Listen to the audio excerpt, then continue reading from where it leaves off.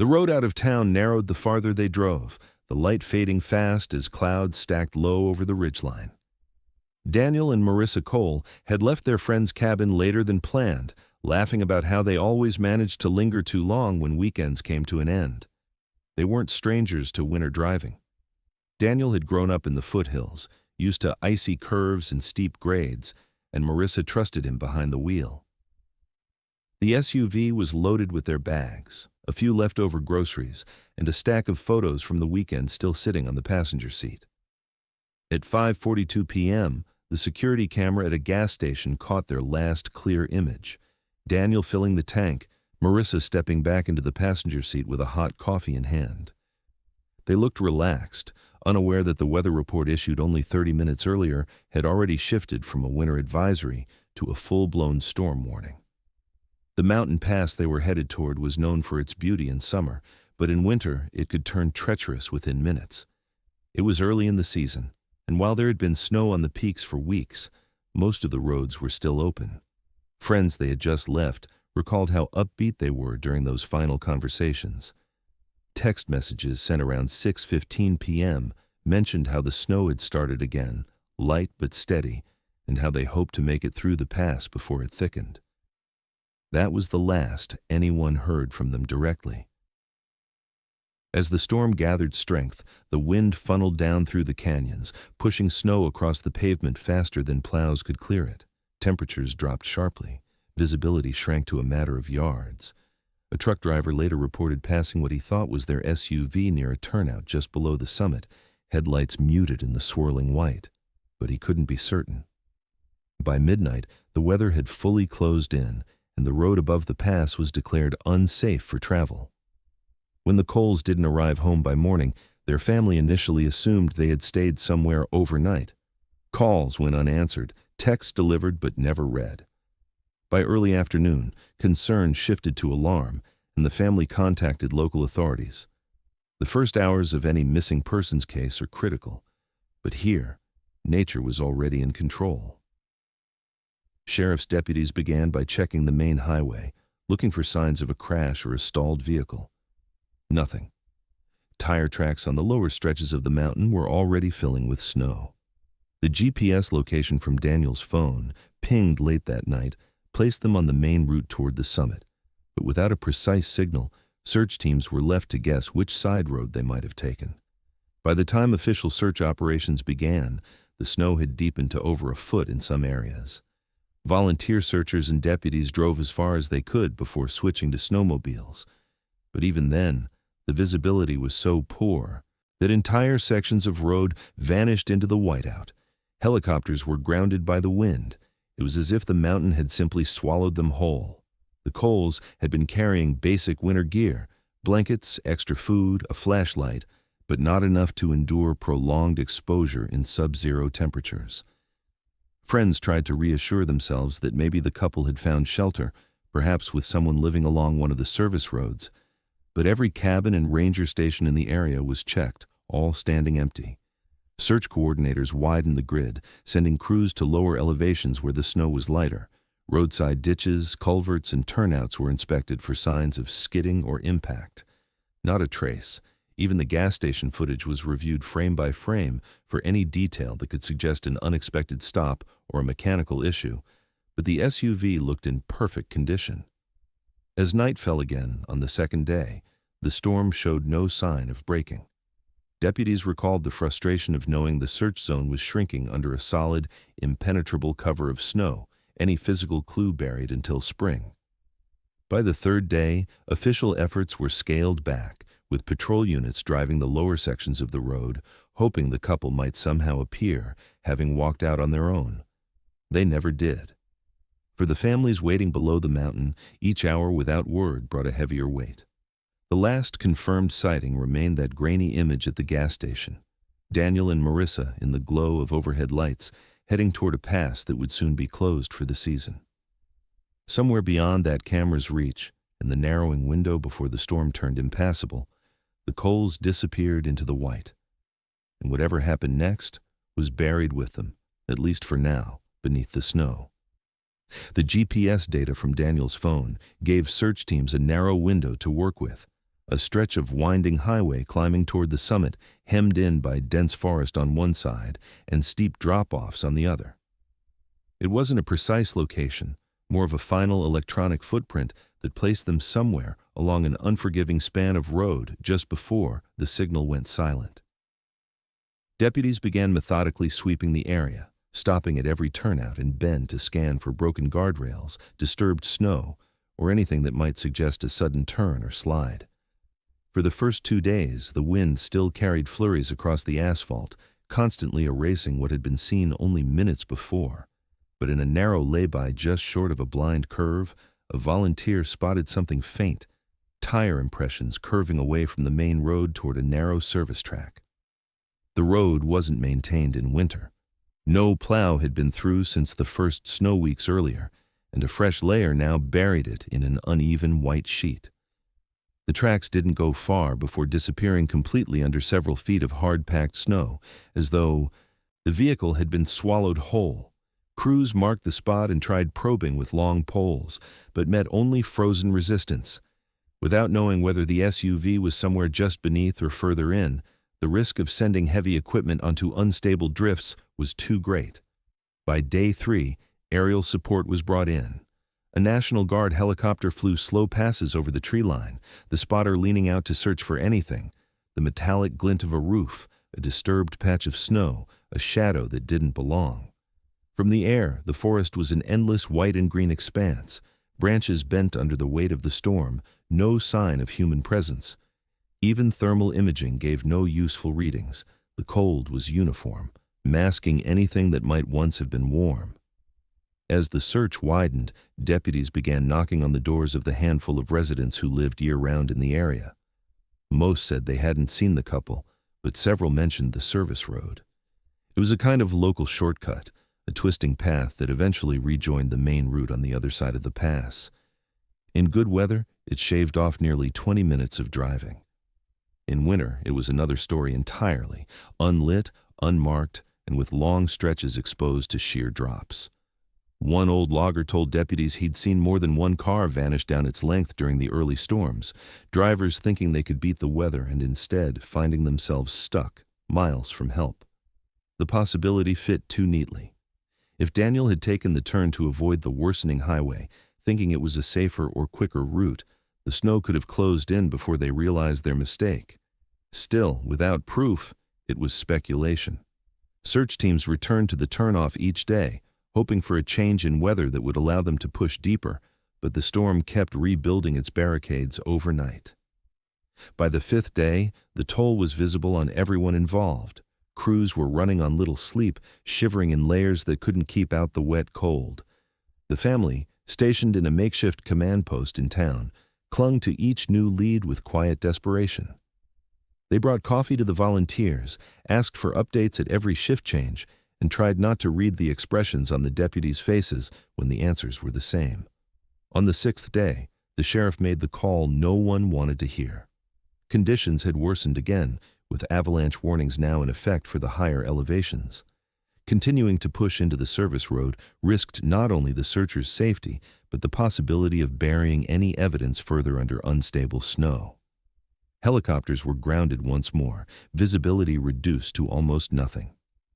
By the 7th day, the official search was suspended. The announcement came in a short, somber briefing. The Coles' last known location had been examined as far as possible under current conditions, and without a break in the weather, nothing more could be done. The mountain would have to give them back on its own time. For the family, the suspension of the search felt like a second loss. They had imagined the moment someone might radio in with a sighting, a scrap of clothing, even the SUV itself, not this quiet, administrative ending. The maps were rolled up, the command post dismantled, and the volunteers drifted back to their lives, leaving the family alone with the silence.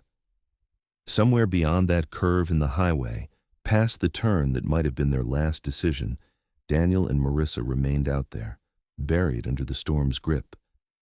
And until the snow began to melt, no one could say whether they had simply lost their way, or if something else had found them first.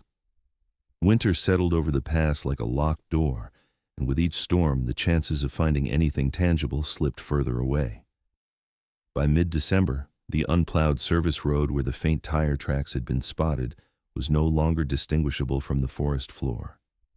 The drifts rose taller than the men who had first followed them, smoothing every curve and hollow into a seamless white expanse.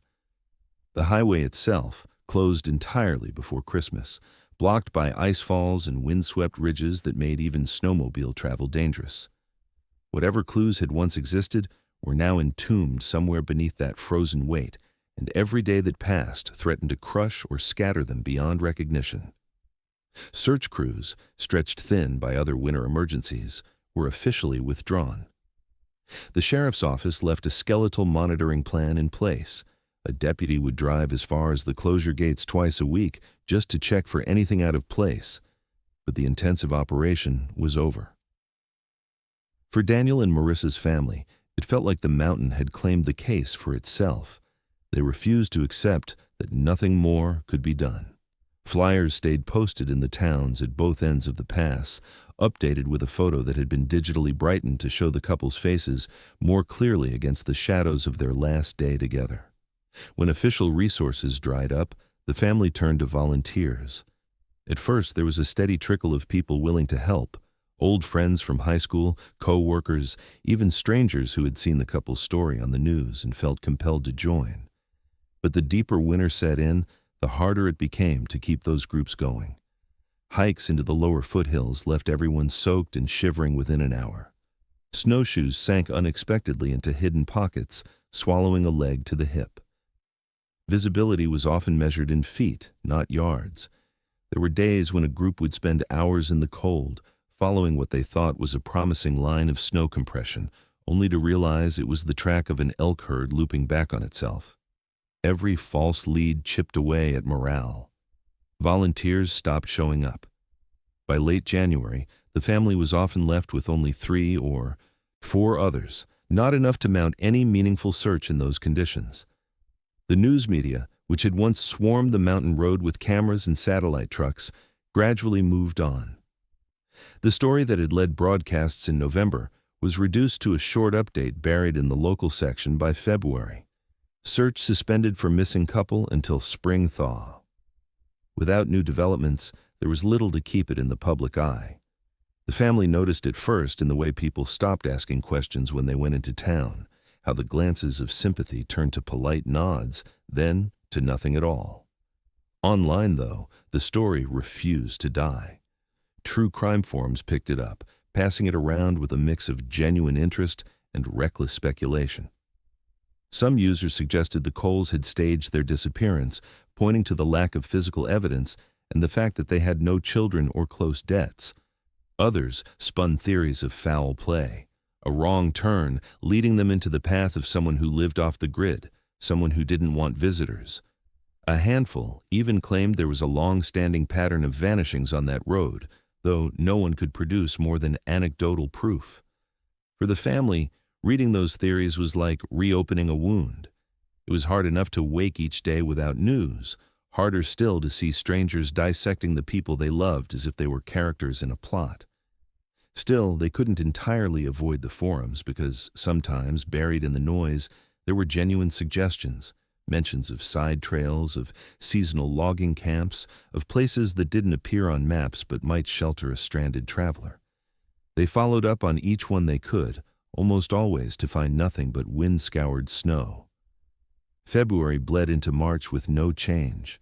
The storms came less frequently, but the snowpack was deep and solid, the mountain holding fast to whatever it had taken. The family's maps, once crowded with red pins and highlighted routes, now hung untouched on the wall of the spare room they used as a search base. They began to mark time not by the calendar, but by the slow lengthening of days, by the sound of meltwater trickling faintly somewhere under the ice. There were moments when they almost convinced themselves to believe the wilder theories, because the alternative, that Daniel and Marissa were lying frozen in some unreachable fold of the landscape, was too heavy to carry. But each time they drove up to the road closure and stared at the blank, unbroken sweep leading up toward the pass, the reality returned. Somewhere past that gate, beneath layers of snow no one could dig through, was the truth of what had happened. And until the thaw came, All they could do was wait, caught between the mountain's silence and the world's fading attention, hoping that when the ice finally let go, it would give back more than just more questions. By late April, the mountain began to loosen its grip. The days stretched longer, the sharp bite in the air softening to a damp chill, and the snow that had sealed the pass for months started to recede in thin, irregular patches.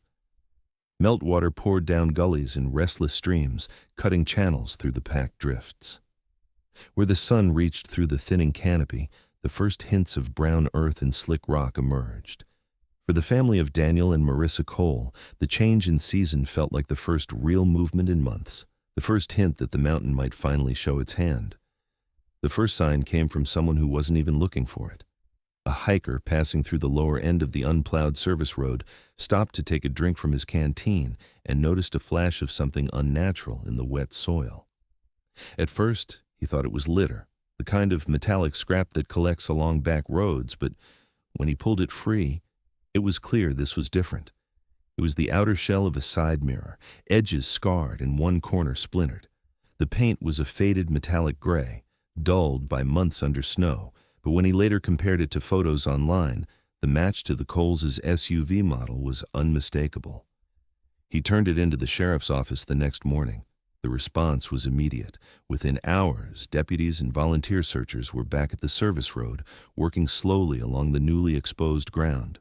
Much of it was still rimmed with stubborn walls of ice, but the central track was softening into deep mud, every step pulling at boots.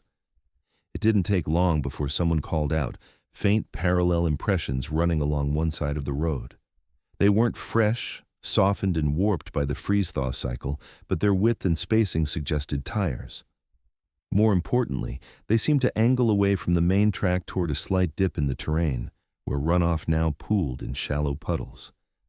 Carefully, searchers fanned out, marking each faint sign with colored flags.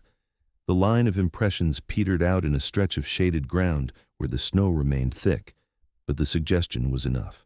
The Coles vehicle might have left the main path here, whether by choice or by force. The possibility breathed urgency into the operation. Deputies began probing at the edges of the lingering drifts, testing for hollows that might indicate something buried beneath. Nothing surfaced immediately, but the work was slow, too slow for the family, who had been called to the site and now stood off to the side, scanning the road as though they could will the rest of it to melt. Mid-afternoon brought the second find. A volunteer kneeling near one of the runoff pools spotted a shape pressed into the mud, half covered by pine needles. When he pulled it free, the hinge cracked clean through, a phone case, its once bright pattern of flowers dulled by water and grit. Inside, the plastic frame that would have held the phone was empty, but the case itself was instantly recognizable to Marissa's sister, who had given it to her the Christmas before. The rubber edges were worn, and a small tear ran along the bottom seam, but there was no mistaking it. It was hers. The case was logged, photographed, and sealed, but even before the paperwork, its meaning was clear. If the mirror shell could be dismissed as coincidence, an unrelated accident, a piece of debris that happened to match the SUV, the phone case could not. It meant Marissa had been there, on this road, long enough for something of hers to fall or be discarded or be lost. The question was whether it had been dropped during a frantic effort to free the vehicle or under circumstances far darker. Word of the finds spread quickly. By evening, local news vans were back in the area, setting up along the highway closure gate. For the first time since winter began, the Coles' disappearance was leading headlines again. Officials were cautious in their statements, refusing to speculate, but the tone was unmistakably different. The search was no longer in a holding pattern. The next day, additional teams arrived with specialized equipment. Ground-penetrating radar was deployed along sections where the snow still lingered in hopes of detecting any large mass beneath. Drones flew slow sweeps over the exposed stretches, mapping the terrain in high resolution to track the exact location of each clue. The service road, once just a vague theory on the map, was now the focal point of the entire investigation. For the family, the change was both a relief and a new torment. There was hope now, yes, but it came wrapped in the knowledge that whatever they found next might not be something they could bear to see. Still, no one spoke of stopping. The mirror in the phone case had breached the silence of the mountain. Somewhere along this road, beneath what snow and ice still remained, lay the rest of the story, and the thaw was only just beginning. The faint tire impressions ended abruptly at a section of the service road that curved hard to the right, hugging the slope of the mountain. There was no guardrail here, no rock wall to act as a barrier, just a thin strip of muddy ground and a sudden drop into the tree line below. In the thawing April air, the smell of wet soil and pine was thick. But there was something else too, something sharper, the faint, acrid tang of oil. Investigators moved slowly, peering over the edge, their boots sinking into the softening ground. What they saw below was enough to make them call for backup before anyone moved closer. About 100 feet down, where the slope leveled into a narrow valley, patches of debris broke through the retreating snow. A jagged piece of metal reflected in the sunlight, half buried in a drift. Several yards away, a scatter of glass glinted, its edges still sharp, untouched by the long winter. Even from this height, the pattern was clear. It wasn't the random mess of a dumping site. This was the kind of scatter that came from a high-speed impact.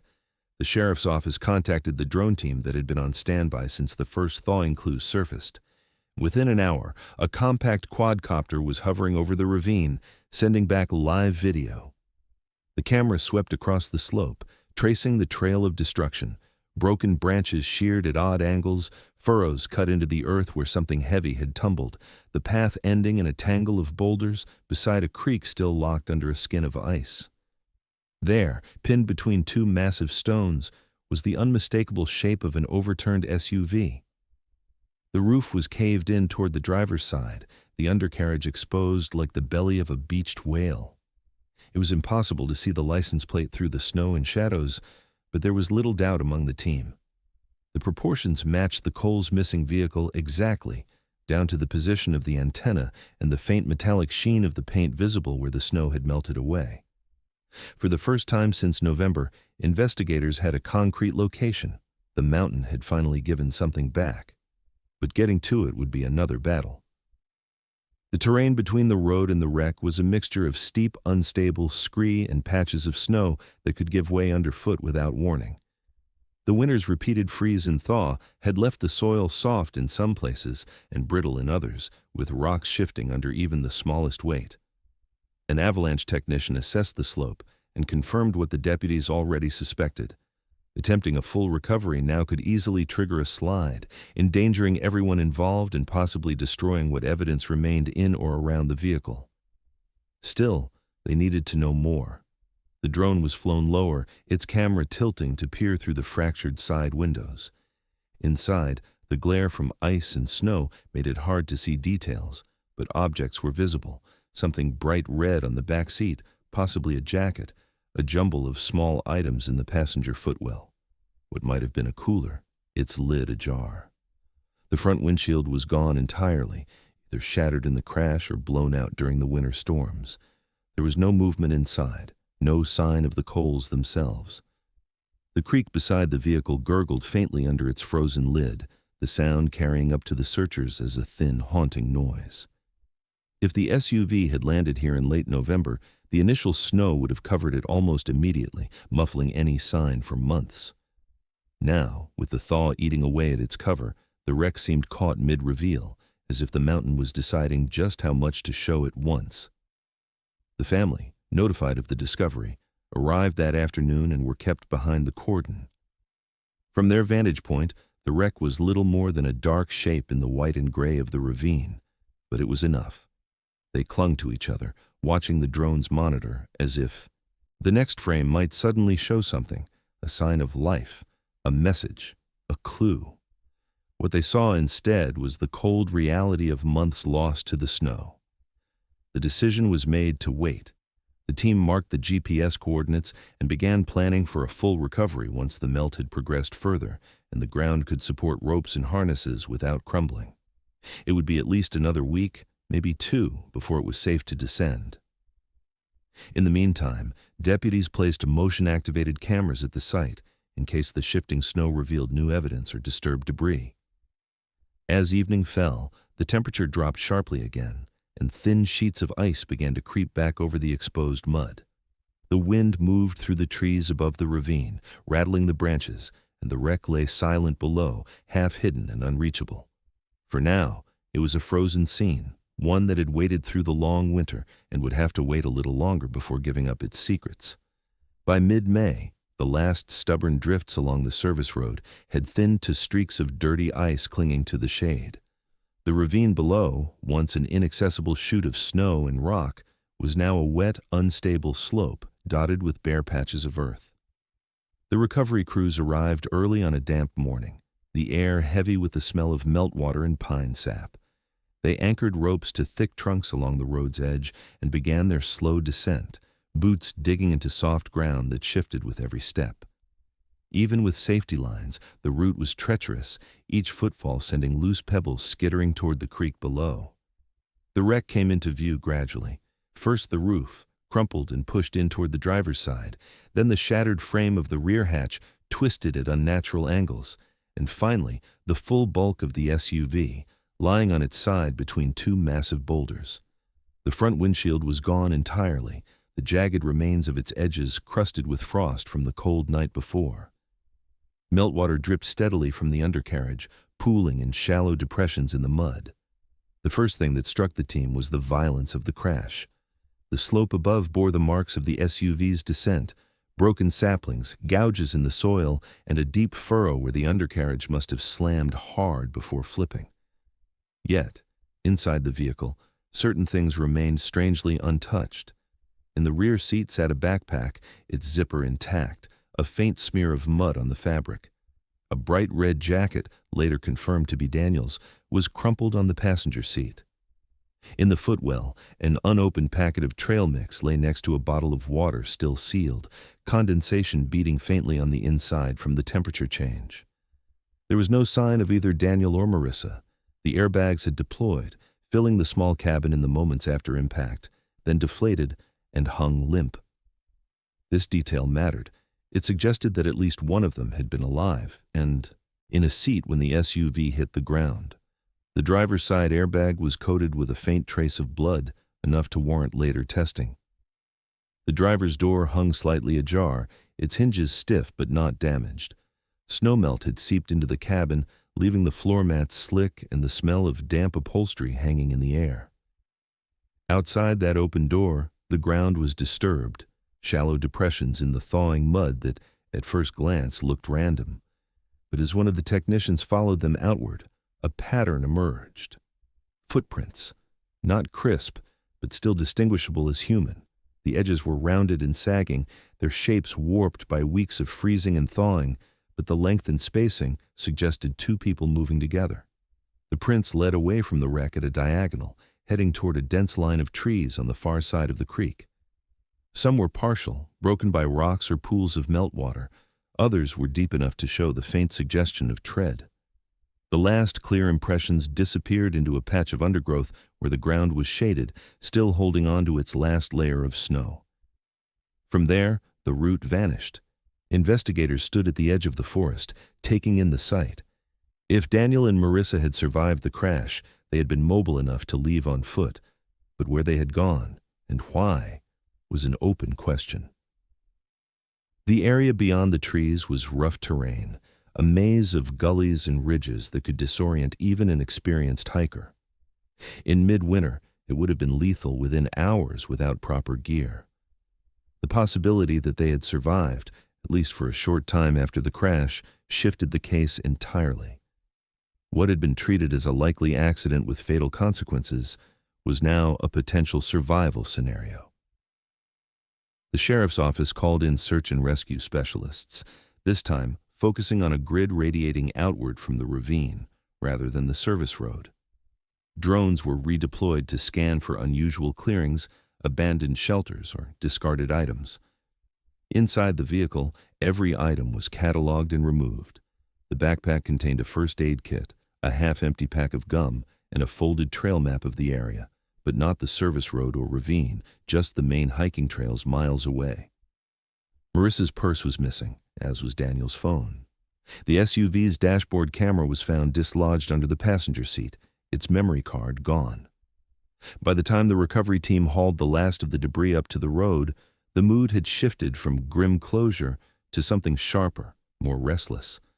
The mountain had finally revealed the vehicle, but not the people who had been inside it, and the evidence it had offered, the footprints, the missing personal items, the fact that the supplies inside were untouched, suggested that the Coles had walked away from the wreck alive. Where that walk had taken them was a question no one yet had the answer to. The forest beyond the creek loomed dark and silent, its shadows hiding either the path they'd taken to safety or the one that had led them somewhere far worse. The search beyond the creek began at first light, with teams spreading into the forest where the last distorted footprints had vanished. The terrain was uneven and disorienting. Steep gullies funneled meltwater into narrow channels, and ridges blocked any clear view of where one was headed. The spring thaw had softened everything, turning the ground into a patchwork of mud, slush, and slick moss. Even the experienced search and rescue personnel admitted that navigating here without a compass or GPS could quickly turn into a slow spiral off course. On the second day of combing the woods, a deputy spotted something bright caught against the dull green of a spruce. A strip of fabric fluttered weakly in the breeze, snagged high in the branches.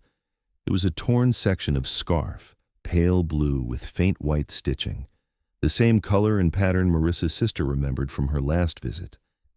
The fabric was frayed along one edge as if ripped free rather than cut, and it had been up there long enough to collect a crust of wind-blown dirt. The location was telling. It was more than half a mile from the crash site, along a natural game trail that twisted deeper into the wilderness. Not far from where the scarf was found, another searcher came across a plastic water bottle lying on its side in the mud. It had been crushed nearly flat, one corner gnawed, likely by an animal. The label was half peeled, but still legible enough to match a brand found among the supplies in the SUV. Inside was a thin layer of dirty water. No one could say how long it had been there, but it was close enough to the scarf to raise the possibility that both belonged to the same journey. The most curious find came on the fourth day of searching. Under a wide rock overhang, shielded from the worst of the weather, a faint circle of charred wood sat in a shallow depression, the remains of a campfire. Around it were small fragments of burned paper, warped beyond recognition. Whoever had made it had chosen a spot that would have trapped warmth, at least temporarily.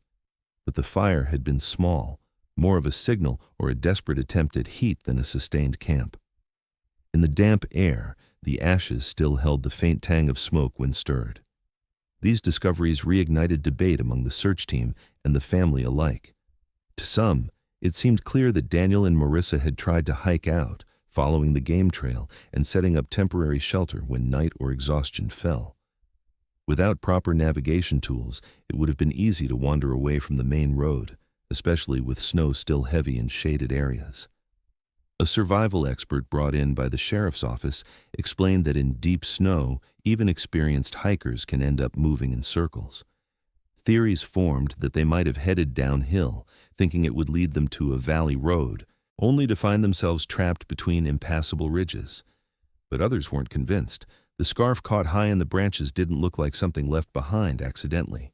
And the campfire's location, hidden not in a clearing where it might be seen from above, struck some as odd. If the couple had wanted rescue, wouldn't they have chosen a more visible spot? Then there was the missing phone, purse, and dashcam memory card. These weren't items one simply misplaced while struggling through the woods. That's when a story emerged from a local trapper who worked lines deeper in the backcountry. He told deputies that, in the days immediately following the first big storm, he had been checking his snares when he saw movement along a ridge about 50 yards away.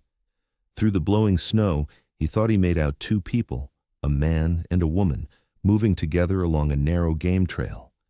They were bundled in heavy clothing, and their pace was slow but steady. The snow was too thick for him to make out faces, and he assumed they were hikers who'd been caught by the weather. By the time he tried to cut across to meet them, the figures had disappeared into the tree line. His account couldn't be confirmed. The The storm had erased any tracks by the time he returned to that spot, and in the chaos of the season's first blizzard, it hadn't occurred to him to report the sighting. But now, months later, his memory of that pair, moving deliberately, not stumbling, not running, lingered as an unsettling possibility. If it had been Daniel and Marissa, they were still alive then, days after the crash. The question was, where had they been headed? And had they reached it? Theories splintered. Some leaned toward the idea that the couple had encountered someone, perhaps a hermit living off-grid, or a hunter who led them to temporary safety but never reported it. Others wondered if the opposite had happened, and they had crossed paths with someone who didn't want them found. The torn scarf, the crushed bottle, the hidden fire, none of it answered the most pressing question. The forest beyond the ravine was searched for another week, volunteers and deputies pushing farther into areas marked by deep gorges and deadfall, but the clues stopped as suddenly as they had begun. No more clothing, no footprints, no new signs of habitation. It was as though the couple's trail simply dissolved into the undergrowth. The mountain had offered a few scattered fragments of a story, just enough to suggest survival. And then, once again, it closed its hand around the rest. A week after the search teams had pushed deep into the backcountry, most of the organized effort had wound down. Only a handful of volunteers remained, combing smaller sections of terrain on their own time, following hunches and old game trails that hadn't yet been fully checked. The snow line had crept even higher up the ridges by then, leaving the lower, forest damp and heavy with the smell of thaw.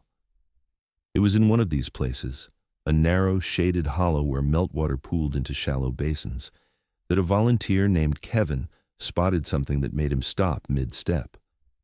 The depression in the ground was no more than a few feet across, rimmed by mossy rocks and choked with silt and pine needles carried by the runoff.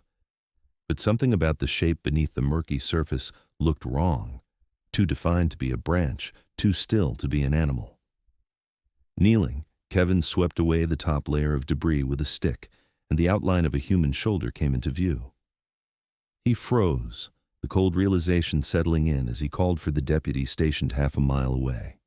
Within hours, the site was taped off and the recovery team moved in, working carefully to drain the shallow pool without disturbing what lay beneath.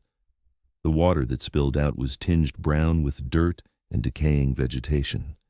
As the last of it drained away, the figure became clear, a woman lying face down, her body partially preserved by the cold months she had spent under the snow and ice. The clothing was faded and waterlogged, but recognizable from the photos. A dark fleece jacket over a thermal shirt, hiking pants, boots still laced. When the body was carefully turned, the pale features left no doubt.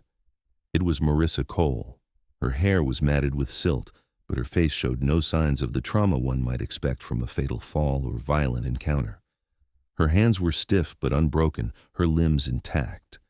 There were no defensive wounds, no lacerations, no obvious fractures.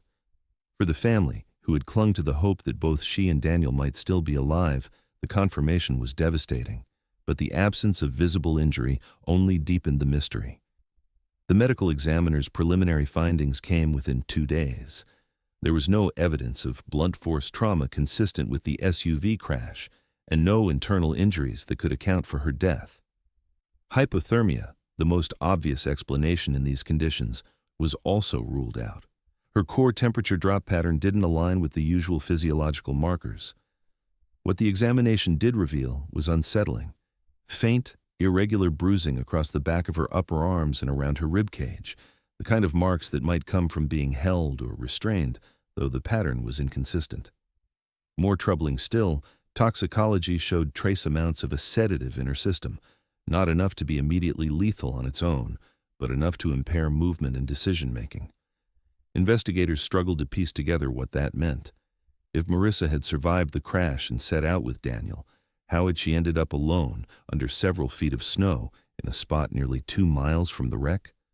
And where had the sedative come from? None of the supplies in the SUV contained anything of the sort. She had no known prescriptions, and nothing in her medical history suggested a reason for it. The bruising, too, was difficult to interpret. It didn't match a single event like a fall or a fight, but it was consistent with repeated gripping or carrying. Daniel was still missing. The search radius shifted again, now focusing on possible routes between the ravine and the hollow where Marissa had been found. The hope was that tracking backward might reveal more, perhaps even lead to him. But the forest gave up no fresh answers. The melting snow had already transformed the ground, washing away tracks and scattering lighter debris far downstream. The sheriff's office kept their public statements measured, emphasizing that all possibilities remained open, from an accident followed by disorientation to an encounter with someone else in the wilderness. Privately, however, the discovery raised difficult questions. If both had survived the crash, had they been separated voluntarily or by force? Had someone else led them through the forest? And if so, why had only Marissa's body been found? For the family, grief was now bound tightly to confusion. The knowledge that she hadn't simply frozen to death was a small mercy, but the implications of what might have happened instead were far harder to bear. They held a small memorial in town, leaving space in the service for Daniel, in case he was still alive, in case he might somehow return. As May deepened into early June, the melt accelerated. The creek near the ravine ran higher each day, pulling at its icy covering. Searchers kept working the surrounding miles, looking for any sign of Daniel or for evidence that might explain the sedative, the bruising, and how Marissa had ended up alone in that hollow. But the mountain stayed silent. The only thing certain was that whatever happened to the Coles after they stepped away from that wreck, it hadn't been as simple as getting lost in the snow. Something else had happened out there, something still missing from the picture, and until Daniel was found, that missing piece would remain out of reach. In the controlled, sterile air of the forensics lab, Marissa's clothing was laid out piece by piece. Every zipper, seam, and pocket was examined under bright light, the fabric still faintly stiff from months of cold preservation. Most of what she wore told a predictable story. Layered clothing chosen for warmth, dirt, and silt ground into the fibers from where she'd lain in the shallow depression. But when a technician began running gloved fingers along the inner lining of her jacket, they felt something unexpected. Near the seam under her left arm, the stitching had been carefully loosened, just enough to allow access to a hidden space. Inside was a small waterproof pouch. The pouch itself was unremarkable. Clear plastic with a zip seal, the kind used by hikers to keep important items dry. It had been folded once, then tucked deep into the lining where it wouldn't be found by accident. When opened, it revealed 3 objects. The first was a set of keys, the Coles SUV keys, still attached to a fob with the dealership's tag. The second was a small square of paper, creased and worn soft from being folded tightly for so long. On it, written in thick black marker in a hurried hand, was a single word: wait. The third object was a ring, silver, simple in design, but unfamiliar to anyone in the family. It didn't match Marissa's wedding band or any jewelry she owned, and Daniel had never worn anything like it. The presence of the keys was perplexing. If she'd left the vehicle with Daniel to find help, why had she kept them? In most survival scenarios, keeping the keys would make little difference once the vehicle was immobile. Some investigators speculated she might have been holding onto them as a kind of tether, proof that the SUV was still theirs or with the intention of returning. Others thought it might indicate a planned separation. If Daniel had gone ahead to scout or search for assistance, the keys could have been left with her as a sign he intended to come back. The note was even harder to interpret. Wait. It was as much a command as it was reassurance, but its meaning hinged entirely on who had written it. Handwriting analysis was inconclusive. The blocky style could have belonged to Daniel, to Marissa herself, or even to someone else entirely. If it was from Daniel, perhaps it had been meant to calm her, to tell her he would return. But the fact it had been hidden rather than kept in a pocket raised another question. Had she concealed it because it was meant for her eyes only, or because she didn't want whoever she was with to know she still had it? Then there was the ring. Smooth silver, slightly tarnished, with no engraving or hallmark to trace. It was too large for Marissa's fingers and slightly too small to comfortably fit Daniel's. No one in either family recognized it, and missing property reports from the area yielded no match. For some, it was a sign that another person had been involved, someone close enough to them during those final days to leave behind a personal belonging. For others, it suggested barter or exchange, a desperate trade in the wilderness for help, food, or shelter. The fact that all three items had been deliberately hidden deep within her jacket lining could not be ignored. It wasn't the kind of thing one did casually or in a hurry. Whoever had placed them there, whether Marissa herself or another person, had made a choice to keep them out of sight. And the waterproof pouch implied forethought. This was an intentional safeguard, not a haphazard stash. The scene of her discovery still offered no clarity. There were no signs of wildlife predation, no tearing of clothing, no bite marks, nothing disturbed beyond what snowmelt and time had caused. Her body had been positioned face down, but not in a way that suggested a fall or collapse mid-stride. It was as if she had been placed there, intentionally, in the hollow where the snow and water would eventually cover her. As the details became public, theories split sharply. One camp believed Daniel had been alive after the crash and had told Marissa to wait while he went to find help. Perhaps he had left the note and the keys with her as reassurance, but something had prevented him from returning. The ring, in this view, was a mystery unrelated to her death, maybe something she had found along the way and kept. The other camp saw the objects as signs of outside interference.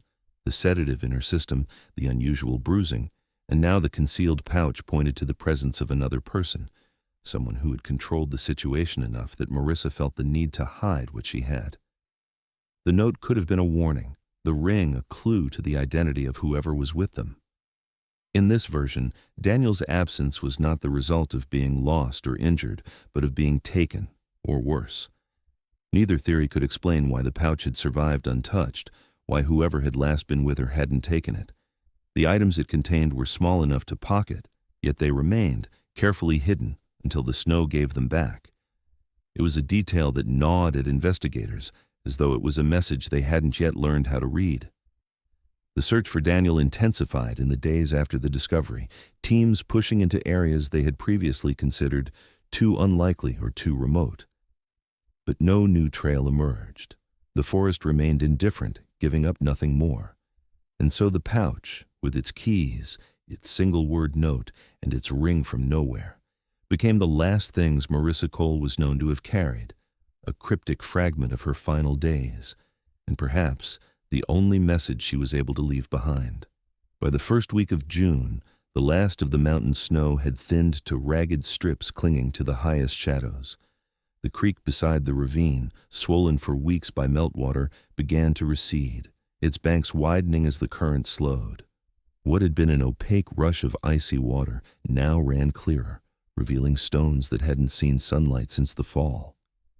It was in this change, in the narrow stretch just downstream from where the SUV had come to rest, that a deputy spotted something lodged beneath a broad, flat boulder.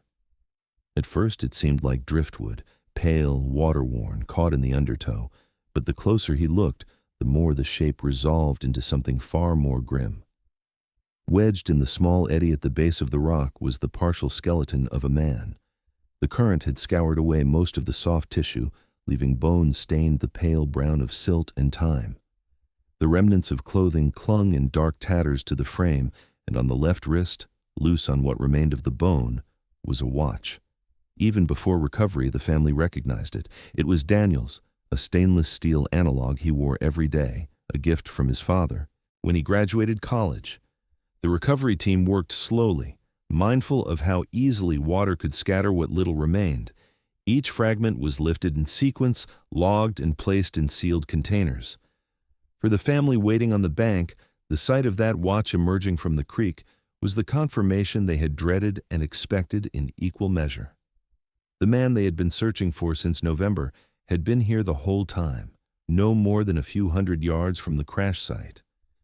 The forensic examination that followed raised more questions than it answered. The body was too far gone for any clear determination of cause of death. No definitive signs of blunt force trauma were present on the skull, and the state of the remains made it impossible to confirm drowning or hypothermia. But there was one detail that stood out.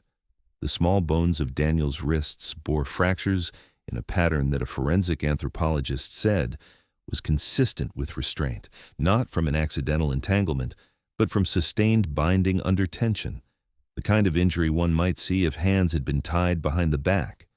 That finding shifted the tone of the investigation, at least briefly.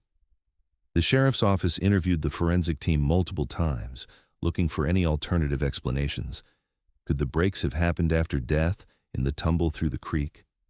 The answer was cautious but firm. Possible, but unlikely. The breaks bore the kind of clean stress lines that come from living bone under strain, not brittle post-mortem fracture. Still, without additional evidence, no fingerprints, no foreign DNA, no matching tool marks. The lead went cold almost immediately. The water had erased most traceable clues. Even the watch, though intact, offered nothing beyond the confirmation that Daniel had died still wearing it.